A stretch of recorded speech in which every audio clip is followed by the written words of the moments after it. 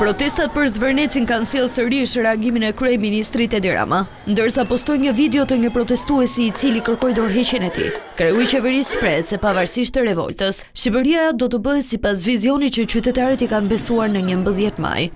Një përqafim të veçantë për ata të mitë që kanë mbetur akoma pengi një proteste të cilës i ka humbur çdo arsye reale e nisjes, e ku të vetmet arsye të mbetura janë ato të huajve që nuk e duan Shqipërinë në Ligën e Kampionave të Turizmit dhe pompojnë rrjetet me ajrin toksik të luftës hibride. Falë edhe naivitetit të votuesve të mi në atë turm të orkestruar nga jashtë, fatkeqësisht. Por reagimi i Ramës vijoi dhe mëtej, pasi ai postoi një tjetër video ku disa të rinj shfaqen para selisë së Partisë Socialiste.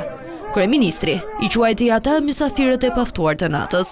Shqipëria e shqiptarëve dhe këto qeta kinse shqiponja që ulërasin kësaj rrugëve të kujtojnë Gjermaninë e gjermanëve me ata ulëricat e verbër si këta mysafirët e natës tek selia e PS-s që e kthyen Gjermaninë në thertoren e hebrejve dhe e katandisën në delen e zezë të planetit. Kreu i qeverisë apeloi për distancim nga retorika që nxit dhunë. Po me që Gjermania naziste është larg dhe zëre se i kam përpara syve urrejt nxitësit e këtyre të rinjve pa busull, duke u thënë ju s'jeni nazist, ju jeni patriot, prandaj jepini fort gojës të shturur se do ta djegim Shqipërinë e tradhtarëve. Po shtoj që kjo, Shqipëria e shqiptarëve, është tëpkë si Greqia e grekëve, apo atyre çakeve të agimit të art që donin të digjnin të gjallë tradhtarët e Greqisë bashkë me shqiptarët. Të martën, kryeministri Edi Rama aftoi protestuesit për dialog, ndonse theksoi se projekti i Zvërnecit nuk do të anullohet.